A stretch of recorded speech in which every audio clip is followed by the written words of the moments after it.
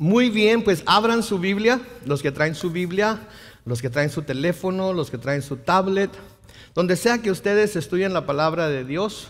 Espero que en alguna de esas maneras la estén estudiando, la estén leyendo. Ábranla al capítulo 14 del Evangelio según Mateo.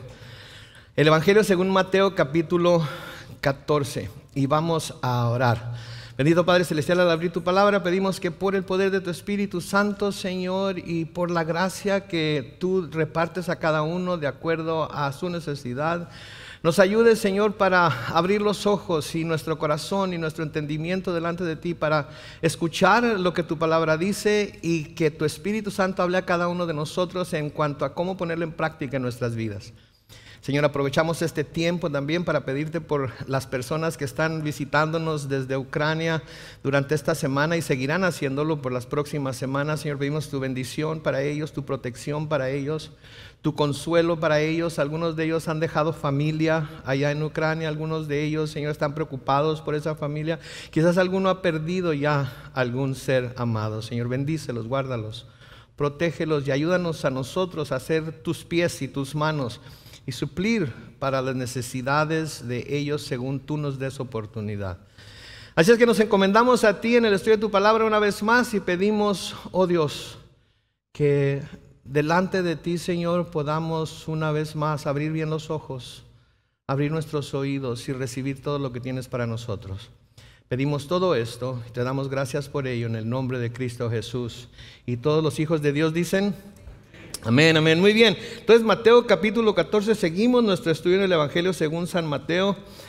Quizás es muy posible que lleguemos a hablar acerca de lo que fue la semana de la pasión de Cristo, la semana de la resurrección, etcétera, mientras seguimos con nuestro estudio, porque es la temporada que viene y como siempre les he dicho, donde estamos en la palabra es donde nos encontramos siempre.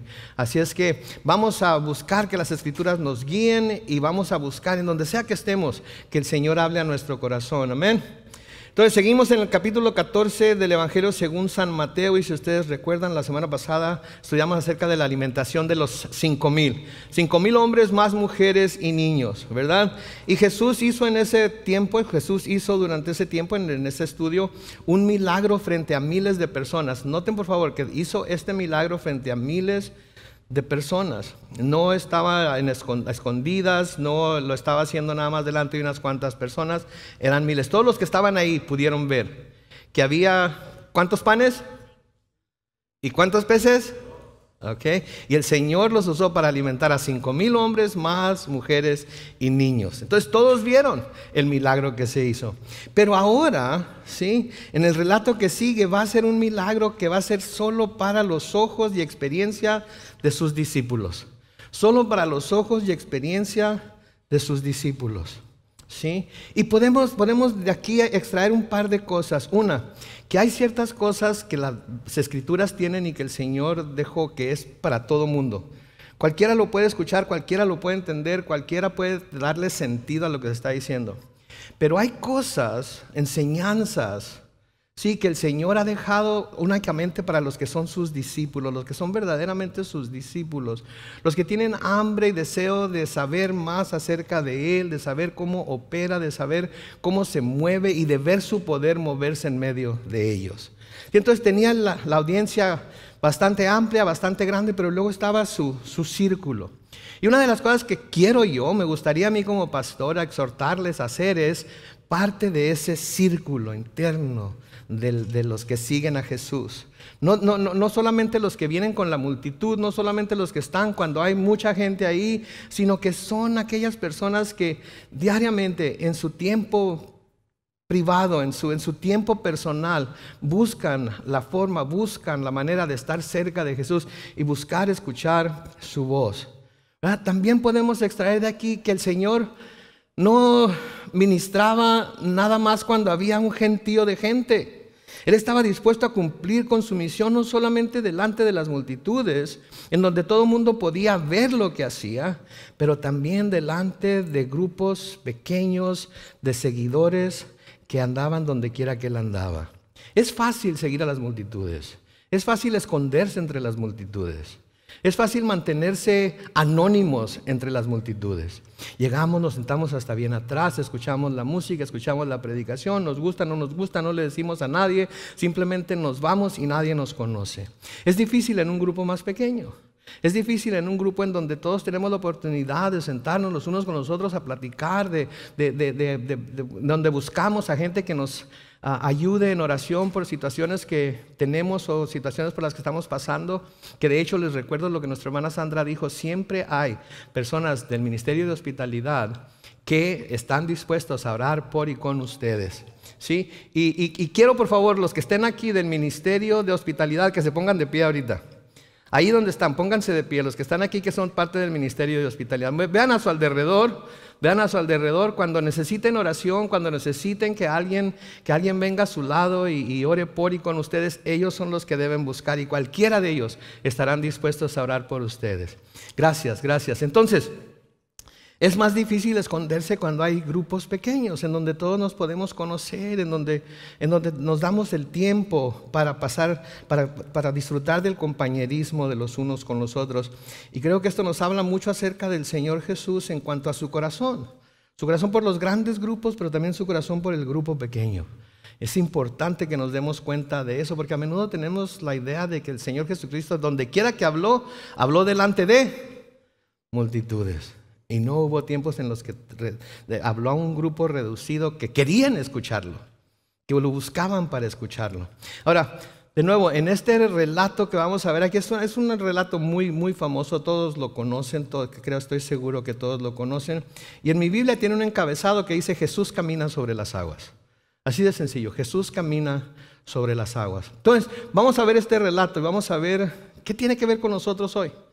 ¿Qué tiene que ver con nosotros hoy el hecho de que Jesús haya caminado sobre las aguas? Comenzamos hoy en el versículo 22 de Mateo 14 y quiero que tomen nota de la palabra que está allí, la primera palabra en la versión que yo leo, que ustedes saben que es la RBC o Reina Valera Contemporánea, tiene la palabra enseguida.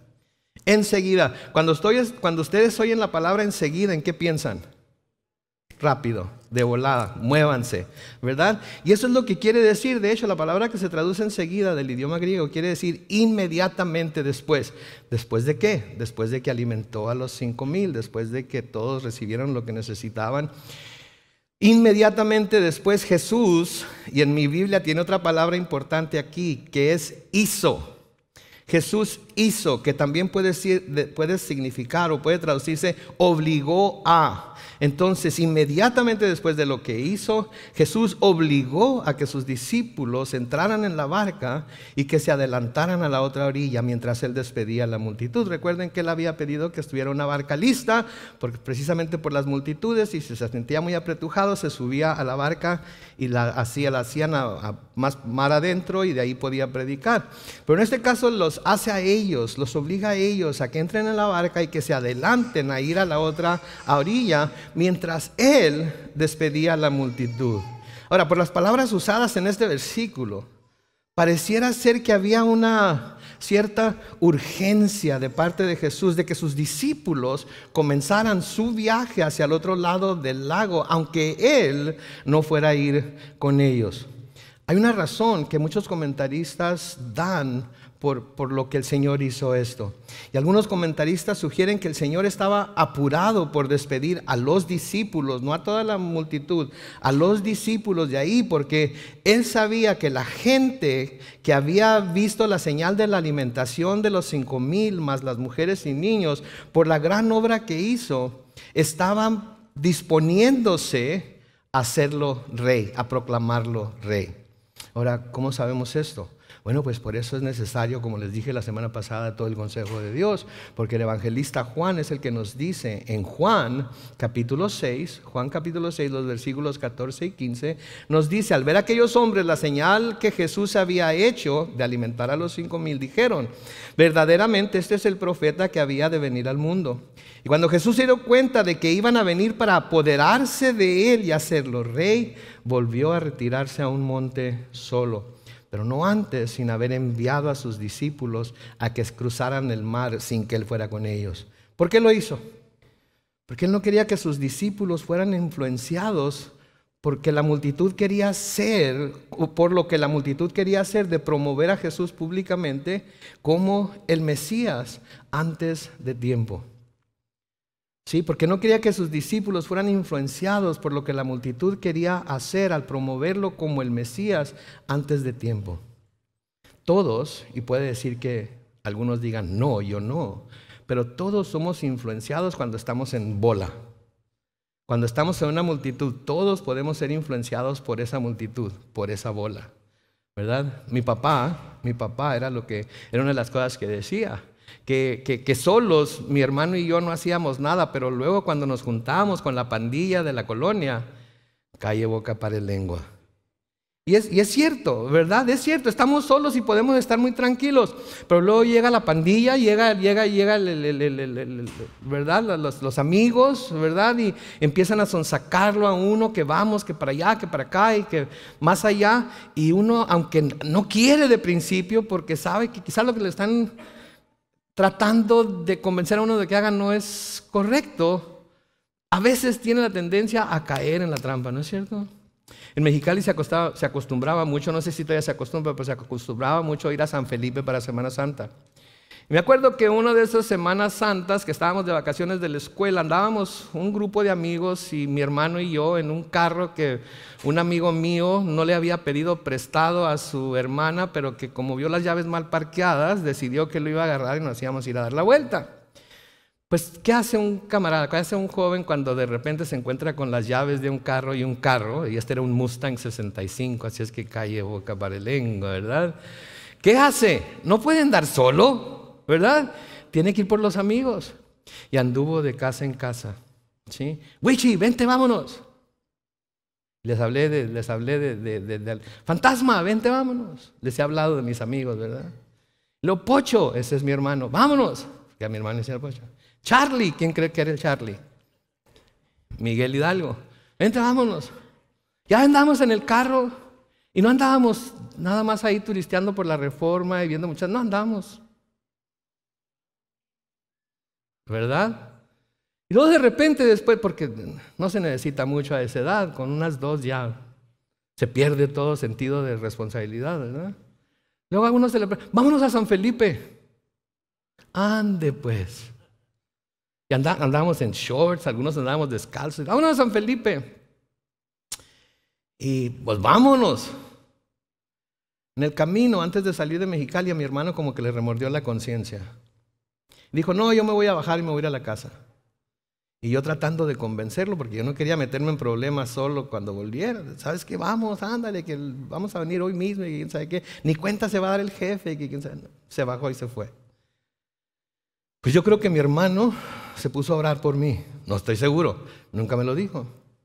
Pero a la mitad del camino de Mexicali a San Felipe me empezó a entrar a mí también el Espíritu de Dios. Quizás mi mamá estaba orando por mí, las abuelitas han de haber estado orando por mí, pero algo me entró así como de miedo. Y les dije, ¿saben que me voy a bajar? ¿Pero cómo, Charlie? Si ya casi llegamos. No, aquí me voy a bajar. Y pues ahí les vengo en shorts, con camiseta de tirantes y descalzo por toda la carretera desde la mitad de Mexicali a San Felipe, pidiendo raites. Y ahí les vengo en pickups. Me acuerdo que hasta un troque carbonero me levantó. Y ya ven cómo son los troques carboneros, los tórtolos esos que les dicen, y atrás lleno de polvo, de carbón y todo eso. Entonces, llegué más prieto de lo que estaba, ¿ok?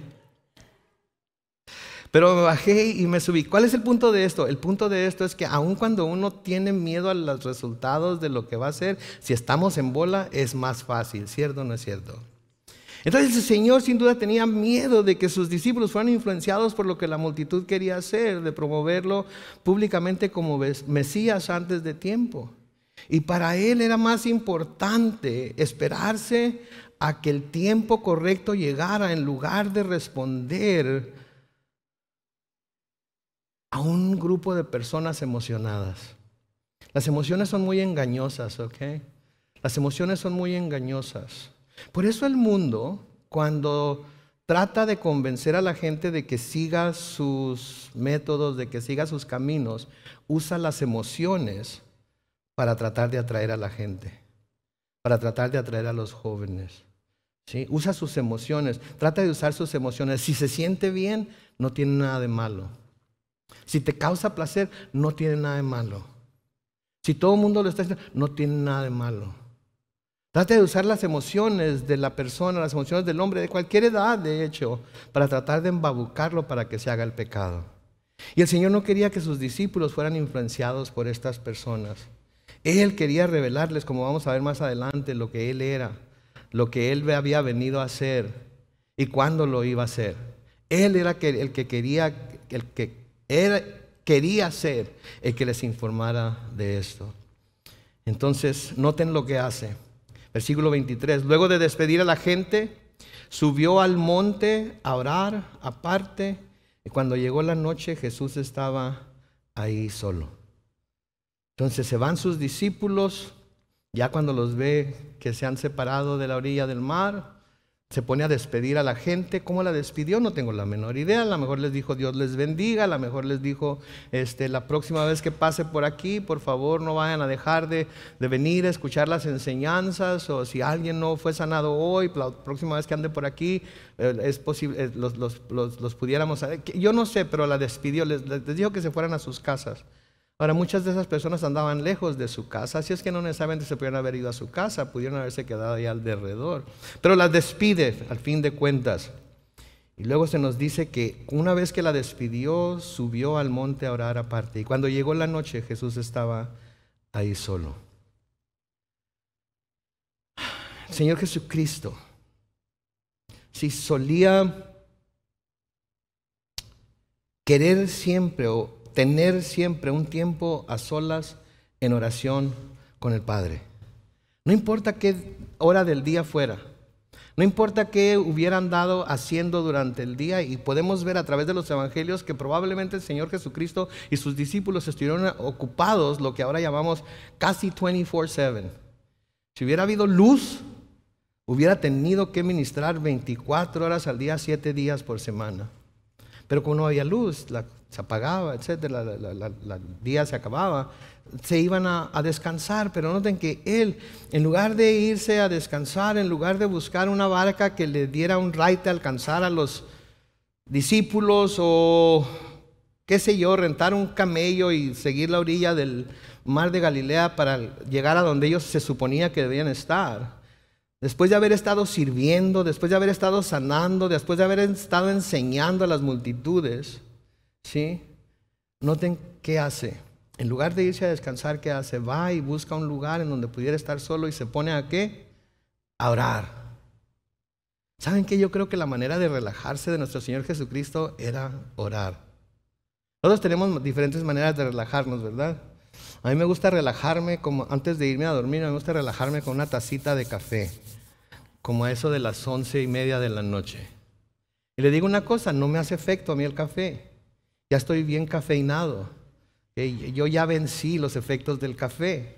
Eso no quiere decir que usted también ya los tenga vencidos. Es que cuídese. Si no es de los que pueden vencer los efectos del café o del té o del chocolate, dependiendo de cuál sea su debilidad, no se aviente a tomarlo antes de irse a acostar. Pero a mí me gusta relajarme con una buena taza de café. ¿Sí? Me tomo mi tacita de café, voy a la cara, pongo las cremas rejuvenecedoras. ¿Por qué se ríen, oiga? ¿Que no está teniendo efecto la crema o qué, oiga? Tenía que salir uno, siempre hay uno por ahí, ¿no? Se me hace que se llama Pedro. Pero en fin, y luego ya me voy y me acuesto a dormir. Pongo a leer un ratito y me acuesto y me quedo dormido.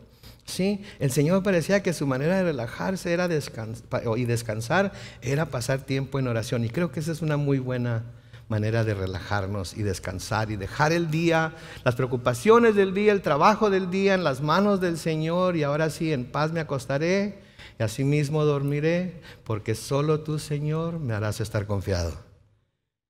Y si despierta en tu presencia, pues qué mejor, ¿verdad? Entonces creo que eso era la costumbre del Señor. A pesar de todo el trabajo que implicaba ministrar a tanta gente, Jesús era cuidadoso de pasar tiempo a solas con su Padre en oración. Y saben que no importa qué tan ocupados estemos, y creo que entre más ocupados más necesario es, no debemos descuidar nuestra vida de oración nunca. No debemos descuidar nuestra vida de oración nunca. La oración antes de irse a dormir, la oración al levantarse, la oración, como dice el salmista, tarde, mañana y noche. Siempre tratar de estar en oración con el Padre.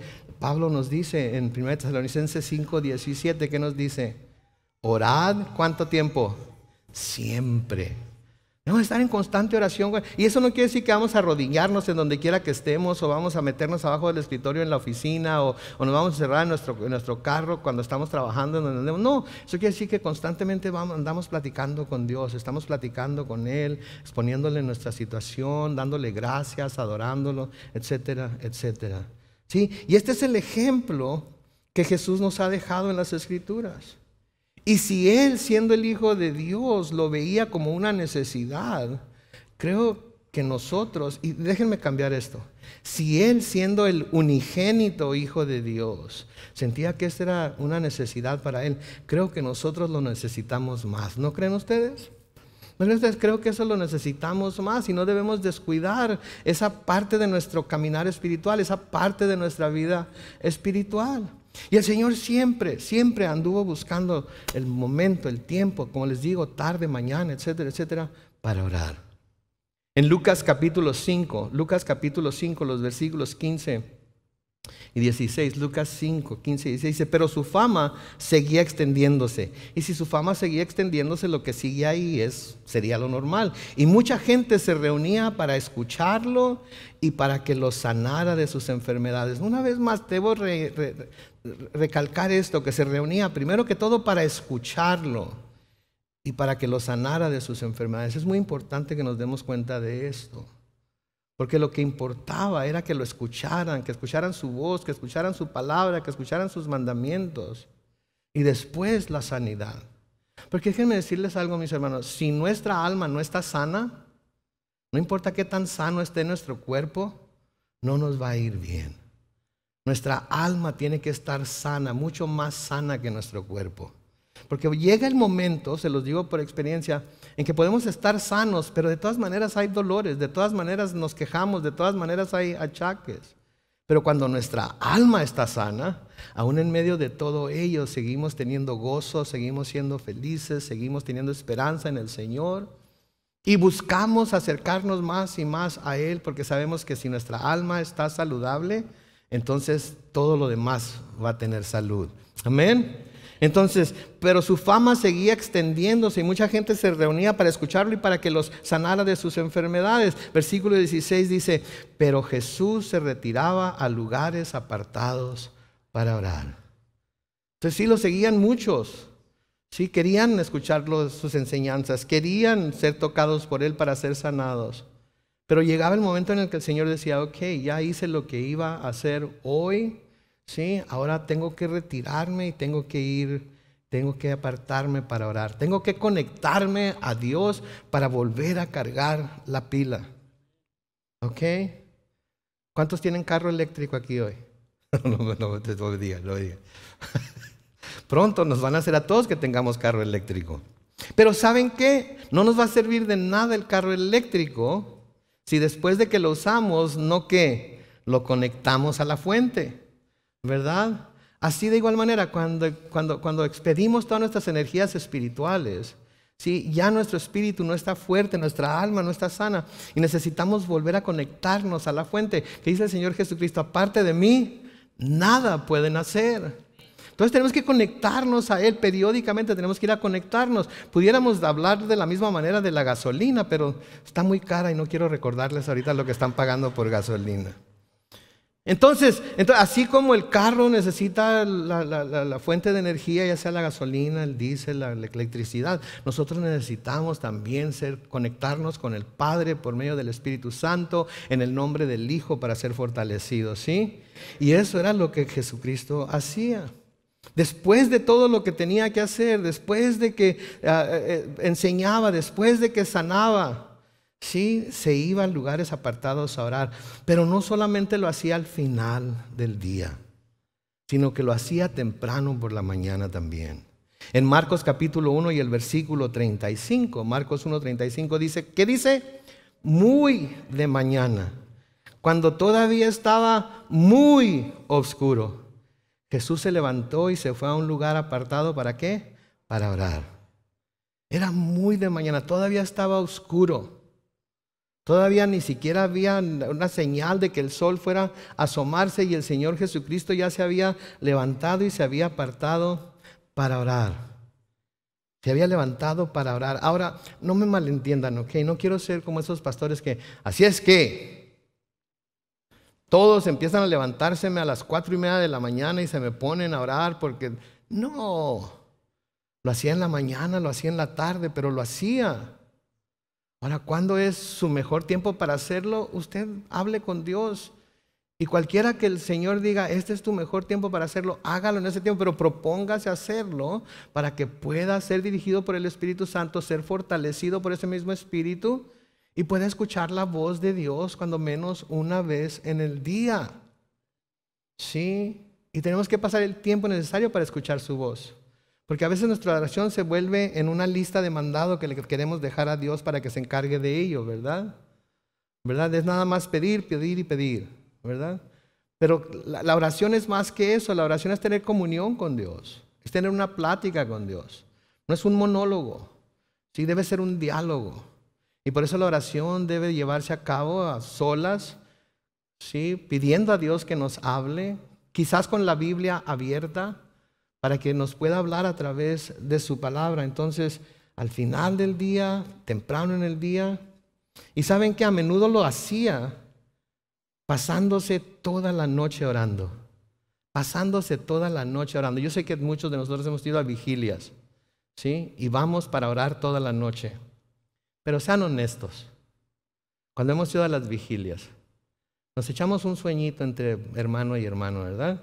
Mientras un hermano está orando, nosotros cerramos los ojos y luego cuando despertamos así de repente ya se fueron todos, ¿verdad? No es cierto, no es cierto. Se llevó a cabo el rapto, ¿verdad? Se los llevó a todos y a mí me dejó. No. Pero sucede. Pero el Señor se pasaba toda la noche orando. En Lucas, de nuevo en el capítulo 6, los versículos 12 al 13, Lucas 6, 12 y 13 dice, por esos días Jesús fue al monte a orar y pasó la noche orando a Dios. ¿Noten? Se fue Jesús a orar y pasó la noche orando a Dios. Versículo 13 dice, al llegar el día, llamó a sus discípulos, a todos los discípulos, no a los 12, y escogió a 12 de ellos, a los cuales también llamó apóstoles. Y luego se nos da una lista, ¿sí? Se nos da una lista de los nombres de los 12 que escogió. ¿Por qué se pasó toda la noche orando? Porque sabía que la decisión que iba a tomar al siguiente día era tan importante que necesitaba estar seguro que su corazón estaba alineado con el corazón de su Padre en cuanto a quienes iba a escoger para ser esas 12 personas que estaban entre todos los discípulos que en su momento iban a ser enviados como apóstoles. Pónganse a pensar en esto, Él es Dios, amén. El Hijo de Dios, amén. El Espíritu Santo mora en Él, amén. Digo, yo diría, ¿sabes qué, jefe? No te quiero molestar con esto, yo sé quiénes son, yo me encargo. Pero no lo hizo así. Fue y se pasó toda la noche orando. Porque quería tener un mismo corazón con el Padre. Porque no quería que su humanidad interviniera para nada en la decisión que iba a tomar. ¿Saben qué, mis hermanos? Cuando hay decisiones importantes que vamos a tomar en nuestra vida, debemos de buscar que nuestra humanidad no tenga que ver en esa decisión. Que lo que tenga que ver en nuestra decisión sea la dirección divina. Que hayamos hablado con el Señor, que le hayamos expuesto la situación, que le hayamos hablado de nuestra inquietud y que Él de alguna manera nos manifieste lo que debemos hacer. Si empezamos a hacerle caso a nuestra humanidad, digo, ¿cuántas veces su humanidad le ha fallado y lo ha llevado por direcciones que después se arrepintió de darle por ahí? Entonces, así como el Señor Jesús quería tener el mismo corazón que su padre, para las personas que iba a escoger de la gran multitud de discípulos que tenía, para entonces enviarlos como apóstoles a predicar el evangelio, quería tener el mismo corazón del Padre. Así nosotros en cosas importantes debemos de buscar tener el mismo corazón que Él. No de poner nuestros pensamientos y nuestros anhelos y nuestros deseos en sus manos y decir, Señor, bendícelos, sino decir, Señor, tú revélame a mí en realidad cómo quieres que proceda en esta situación. Sí, mi papá tenía un dicho, y no tiene nada que ver con la oración, tiene que ver con las finanzas, pero creo que se puede aplicar. Tenía un dicho, si no lo puedo pagar al contado, no lo necesito. Si no lo puedo pagar al contado, no lo necesito. Y yo creo que como cristianos debemos aplicar eso a nuestras oraciones también. Si el Señor no me dice claramente que esto es lo que debo hacer, no lo necesito. No lo necesito. Y hasta que Él me revele claramente que esto es lo que debo hacer, voy a detenerme y esperar a que Él me dirija. Porque a veces tenemos cosas que pueden afectar nuestra vida espiritual, que tomamos decisiones muy aceleradas, como Pedro, vamos a ver más adelante, como Pedro. Y luego terminamos haciendo cosas que no salieron como pensábamos que iban a salir, pero nunca le pedimos parecer al Señor. Ahora, quizás digan, bueno, pues entonces quiere decir que yo puedo orar solo en mi closet, y se habla mucho acerca del closet de oración, y se habla mucho acerca de, hay una película que tiene algo como Cuarto de Guerra o no sé qué onda cuando hace pero ¿saben qué? También la oración pública, la oración en comunidad, la oración con la congregación es importante. Sí, porque en los evangelios no solo vemos al Señor Jesús retirarse para orar a solas, sino que también lo vemos haciendo oraciones públicas. También lo vemos y lo oímos, por lo que leemos, lo vemos haciendo oraciones públicas. ¿Sí?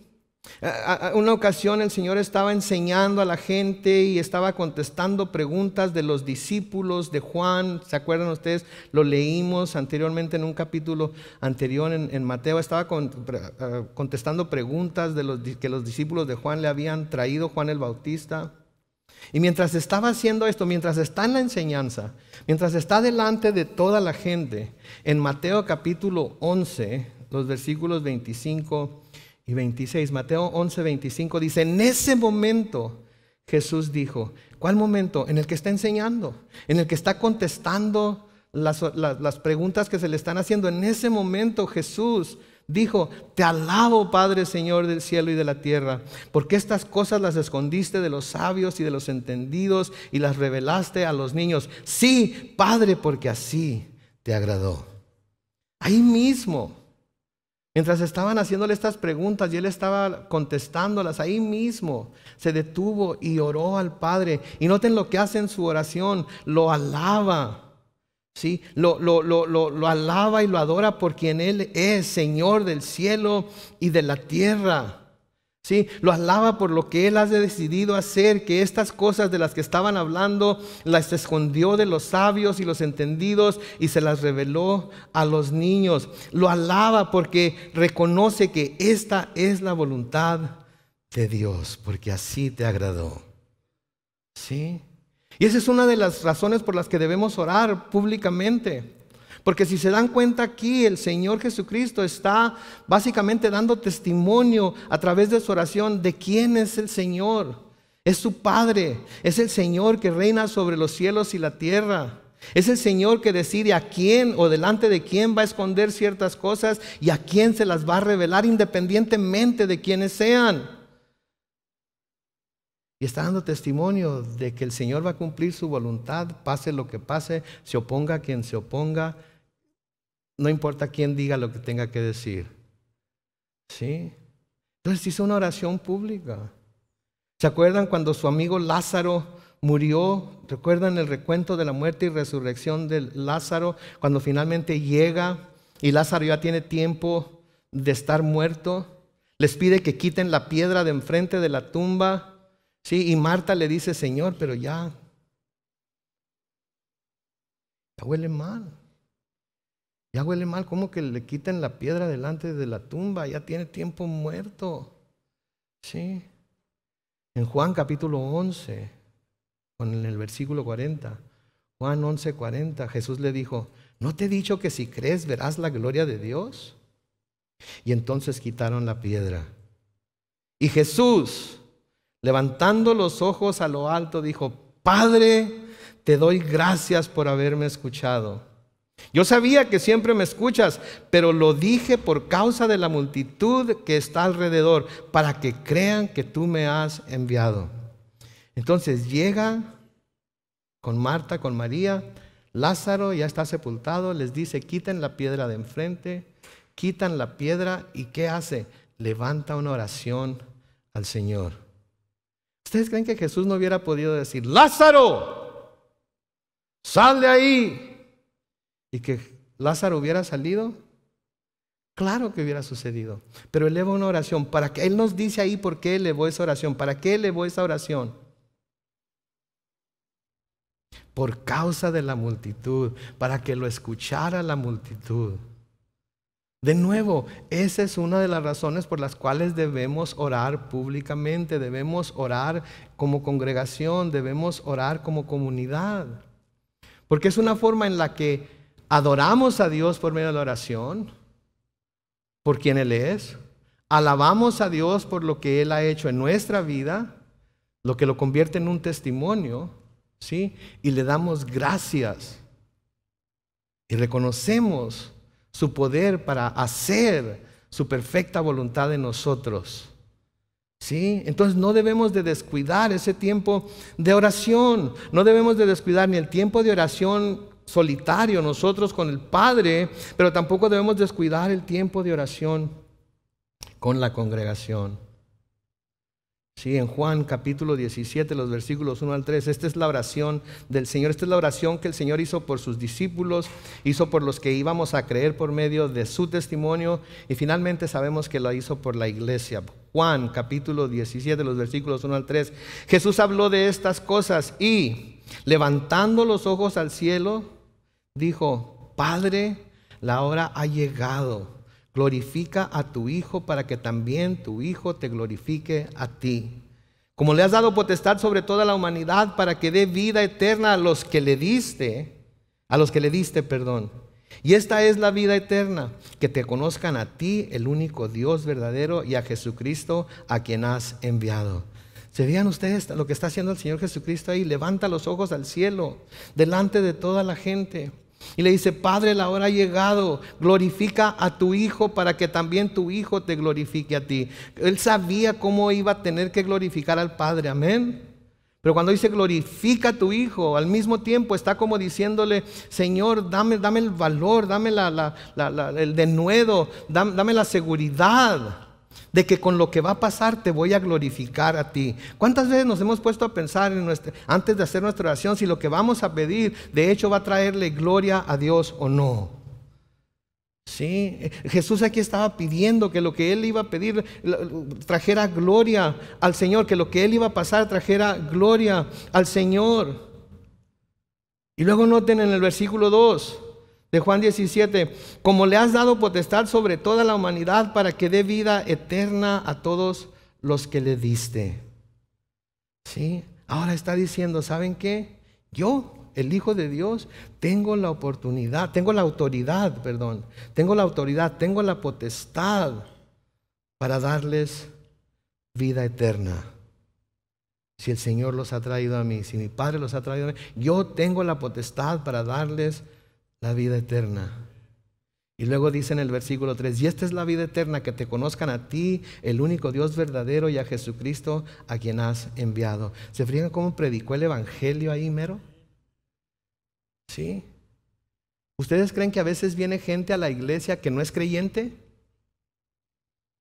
Y que quizás por la oración de alguno de ustedes, si tuviéramos una reunión de oración en la que quienes quisieran se pudieran poner de pie y oraran una oración de este tipo, ¿ustedes creen que el Espíritu Santo iba a redarguir en sus corazones y se las iba a revelar como el Evangelio de Jesucristo, las buenas nuevas de Jesucristo? Yo creo que sí. Pero ¿cuántos lo hemos hecho? ¿Cuántos lo hacemos?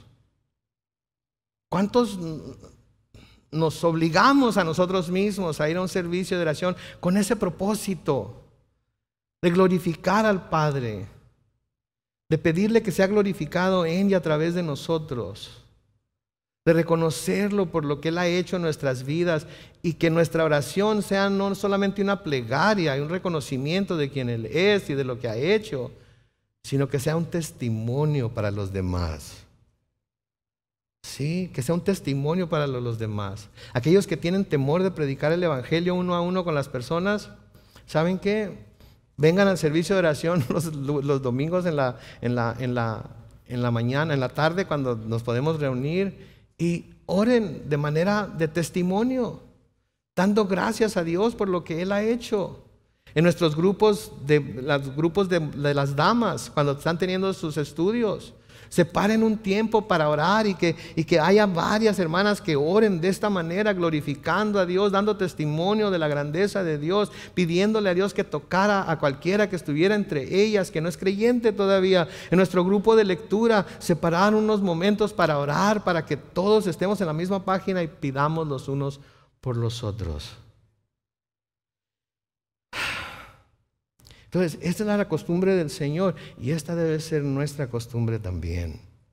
La oración es básica, la oración es importantísima. No podemos descuidar el tiempo de oración, tarde, mañana y de vez en cuando, dependiendo de lo que está pasando en nuestra vida, porque hay situaciones que demandan de nuestra vida que pasemos una vigilia en oración. Amén. Yo no sé ustedes, pero yo he tenido varias cosas que pasan en mi vida que demandan que pase una vigilia de oración yo. Entonces tenemos que seguir el ejemplo de nuestro Señor Jesucristo. Noten el versículo 24 de Mateo 14, dice: la barca ya estaba a la mitad del lago, azotada por las olas, porque tenía el viento en contra. Parece ser que Mateo implica aquí que la barca estaba a la mitad del lago por el viento contrario que estaba soplando, y que si no fuera por ese viento ya habría llegado a su destino. Era como si ese viento estaba ahí como para estorbarles para no llegar al otro lado. Como que el viento a propósito del Señor. Y en el mar de Galilea, aunque es lago, hay tormentas y se hacen olas y se hacen vientos fuertes. Pero es como que este viento estaba soplando más fuerte de lo normal y estaba deteniendo a la barca ahí. Sí, estaba deteniendo a la barca ahí. Y yo creo que a menudo el Señor nos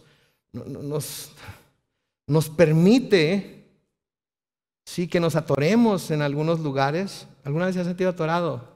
Y que por más que, si vamos a usar la analogía de la barca, por más que rema y rema y rema, nomás no se mueve la cosa. A veces creo que el Señor, como vamos a ver más adelante, nos lleva a esos momentos, a esos tiempos. Porque es precisamente durante esos tiempos de tanto trabajo, durante esos tiempos de tanta resistencia, que Él se está preparando para mostrar su poder realmente a favor de nosotros. ¿Sí? Creo que ese es el caso. Noten lo que dice en este mismo relato en Marcos capítulo 6, los versículos 47 y 48. Marcos 6, 47 y 48 dice: cuando llegó la noche, la barca ya estaba a la mitad del lago y Jesús estaba en tierra solo. Pero, versículo 48, cerca del amanecer fue hacia ellos caminando sobre las aguas. Noten, pues los vio remar, ¿cómo? Con mucha dificultad. Si están leyendo la Biblia Reina Valera 60, dice con gran fatiga. En otras palabras, le daban y le daban y le daban y ya no podían más, no se movía la barca.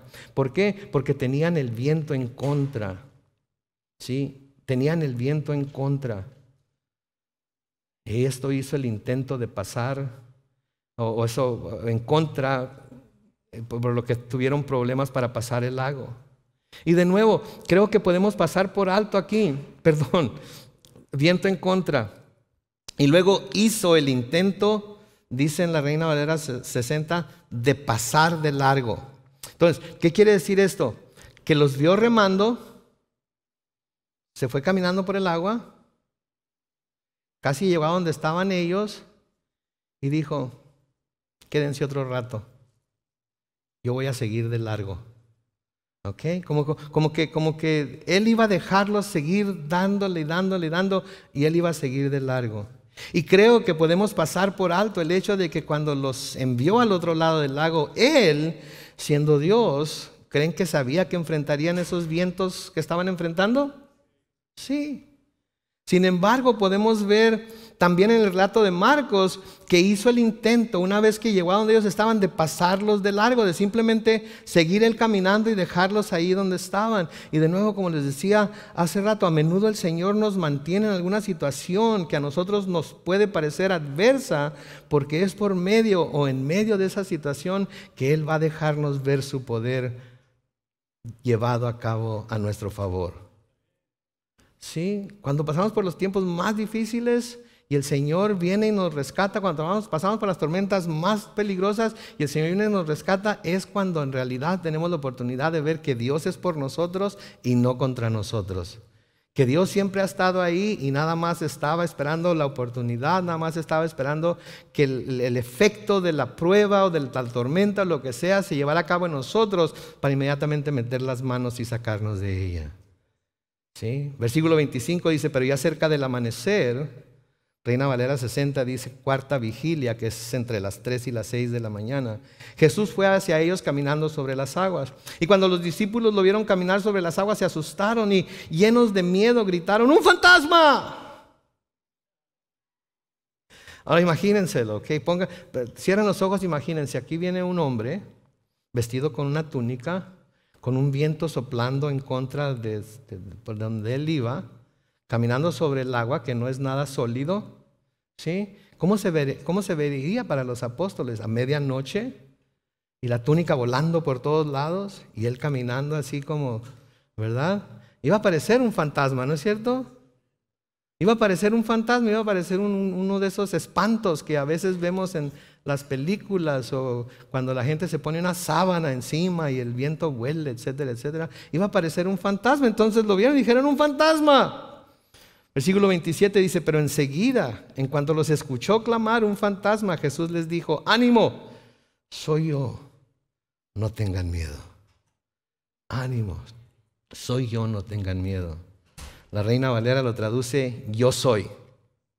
Las palabras griegas son ego eimi. Y este ego eimi es el nombre que Dios le dio a Moisés cuando Moisés le dijo, y si los hijos de Israel me preguntan quién me mandó, ¿qué les digo? A los hijos de Israel tú les dirás, yo soy. Ego eimi en el griego me ha enviado a ustedes. ¿Sí? Algunos dicen, bueno, estas palabras significan que el Señor Jesucristo estaba diciendo que Él era la deidad, que Él era Dios. Pues es posible que eso era lo que haya querido decir, ¿no? ¿Verdad? Y pensaríamos, bueno, a lo mejor, pero quizás no.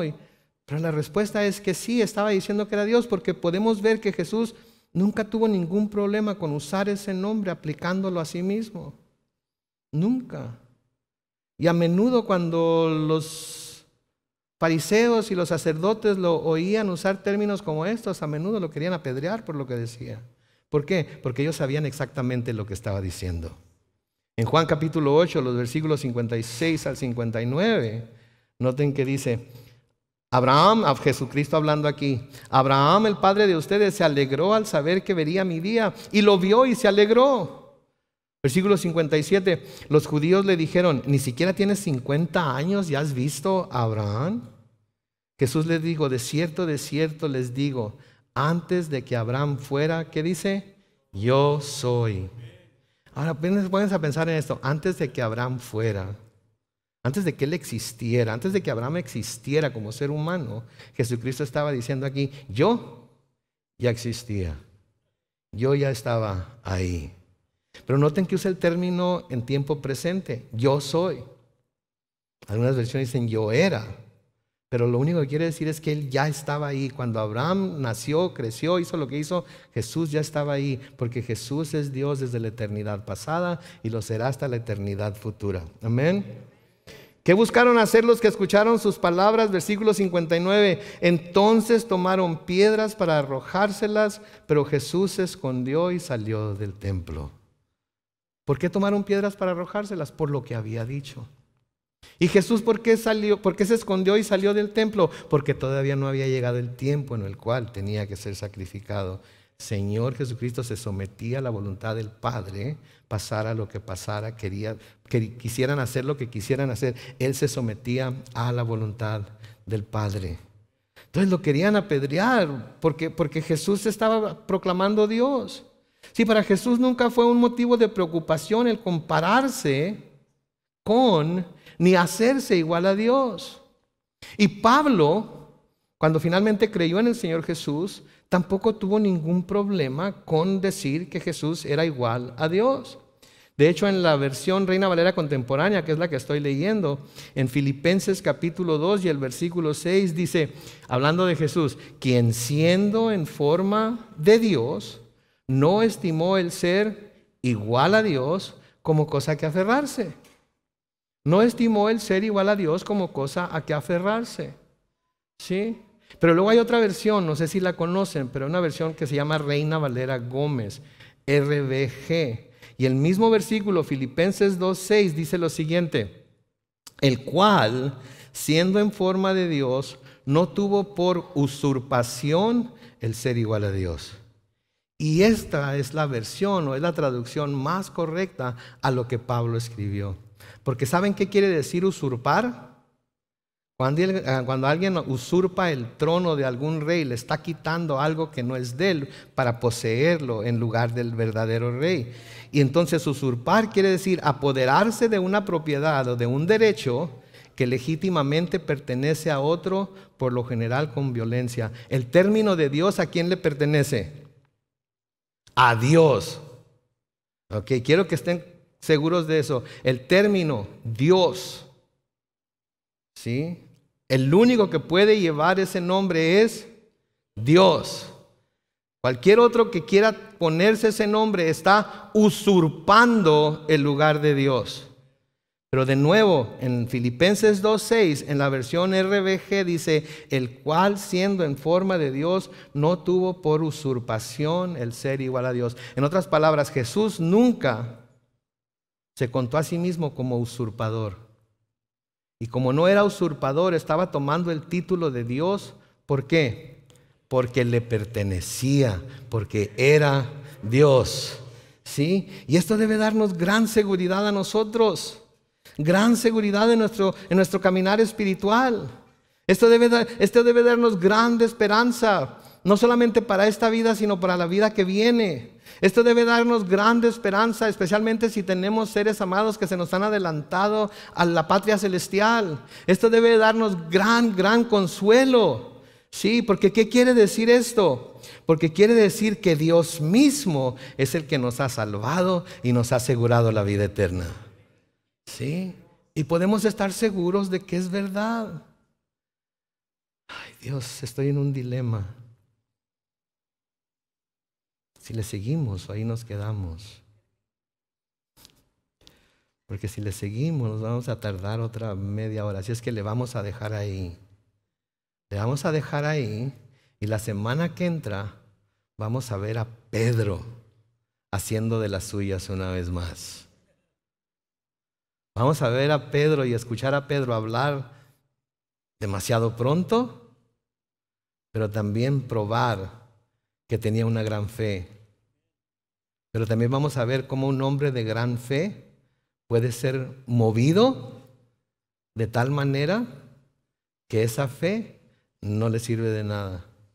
Entonces no les quiero seguir diciendo, así es que ahí vamos a terminar entonces de nuevo.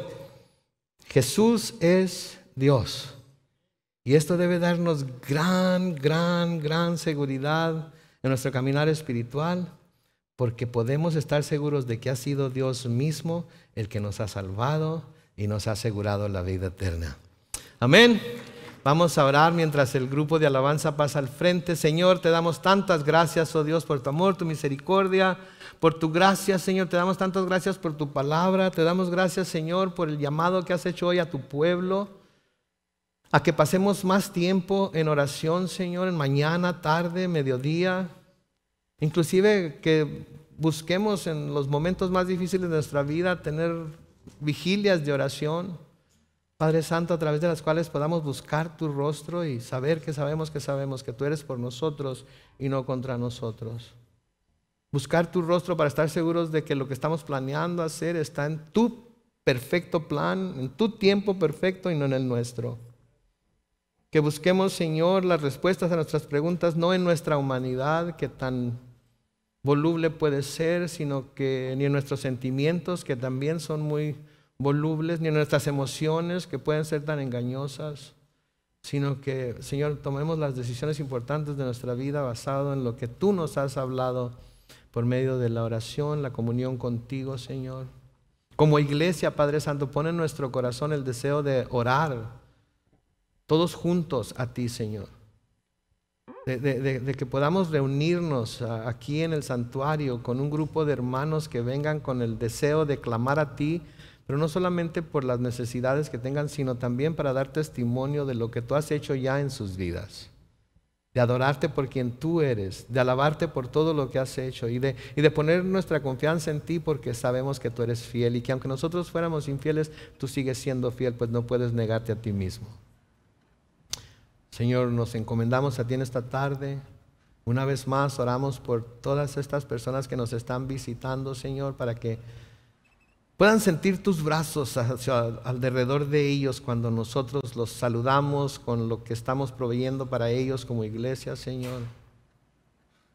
Ayúdanos a acordarnos que nosotros también somos extranjeros y que la misma ayuda que ellos necesitan ahora nosotros la hemos necesitado, quizás la necesitemos de nuevo, y siempre tú has suplido, Señor. Así es que bendice a tu pueblo, ayúdanos a tener ese reencuentro contigo por medio de la oración y que podamos en todo momento tener la plena seguridad de que tú, Señor Jesucristo, eres Dios y estás por siempre sentado a la diestra del Padre abogando por nosotros. Gracias, Señor. Y es en ese nombre glorioso de Jesús que oramos todo esto. Y todo el pueblo de Dios dice, amén.